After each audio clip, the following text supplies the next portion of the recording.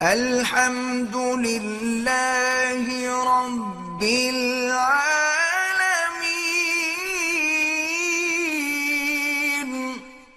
یہ بات خوب سمجھ لیں کہ اسلام ہمیں اسباب اختیار کرنے کا حکم دیتا ہے، گراؤنڈ ریئلٹی کو دیکھ کر فیصلہ کرنے کا حکم دیتا ہے۔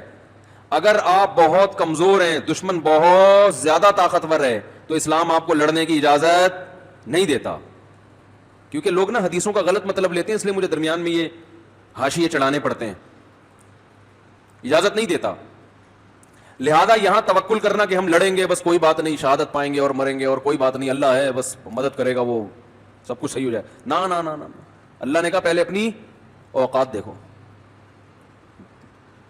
کم سے کم قرآن کے الفاظ ہیں، ان یکم منکم مئۃ یغلبوا مئتین، کم سے کم طاقت کا توازن آدھا ہونا چاہیے۔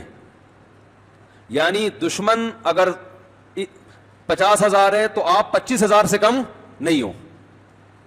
دشمن کے پاس 1000 کلاشن کوفے ہیں تو آپ کے پاس کم از کم 500 ہونی چاہیے۔ ان کے پاس 1000 ٹینک ہیں تو آپ کے پاس کم از کم 500۔ اس سے کم ہے تو قرآن آپ کو لڑنے کی اجازت نہیں دے رہا، اس لیے کہ اللہ نے دنیا کو اسباب کے ساتھ چلایا ہے۔ ہاں آدھی اس لیے کہ آدھا اسلحہ ہوگا اور آدھا تمہارا تقوی اور ایمان۔ اگر برابر برابر ہوئی پھر ایمان کا کیا فائدہ بھائی؟ تم مسلمان ہو، تمہارے ساتھ اللہ کی مدد ہے، ان کے ساتھ اللہ کی مدد نہیں ہے۔ تو اللہ نے کہا کچھ اسباب اختیار کرو، کچھ ہماری طرف سے مدد۔ نہ پوری ہماری مدد پہ اعتماد کر کے بیٹھنا ہے اور نہ مکمل اسلحے پہ توکل کر کے بیٹھنا ہے، دونوں چیزیں ساتھ ساتھ لے کے چلنا ہے۔ اسی کو بیلنس کہتے ہیں، جو آج کل مارکیٹ میں بولتے کیوں نہیں بھائی شارٹ چل۔ رسول اللہ صلی اللہ علیہ وسلم نے اس لیے لڑائی لڑی ہے کہ بعض دفعہ آپ بہت کمزور ہوتے ہو مگر لڑائی کے علاوہ آپ کے پاس کوئی آپشن ہوتا نہیں ہے، کیونکہ نہ لڑنے سے اور زیادہ نقصان ہے، پھر تو بالکل ترنے والا۔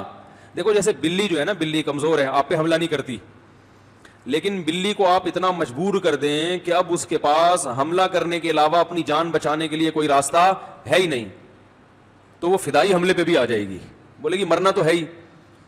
تو یہ انسان کی ایک فطرت ہے اور بالکل صحیح ہے کہ بھائی جب آپشن ہی نہیں ہے تو پھر تو لڑائی کے علاوہ، کیونکہ اگر نبی صلی اللہ علیہ وسلم غزوہ احد میں ان تھوڑے سے حضرات کو اتنی بڑی طاقت کے مقابلے میں لے جا کے کھڑا نہ کرتے تو انہوں نے مدینہ کی اینٹ سے اینٹ بجا دینی تھی، تو اور زیادہ نقصان ہونا تھا۔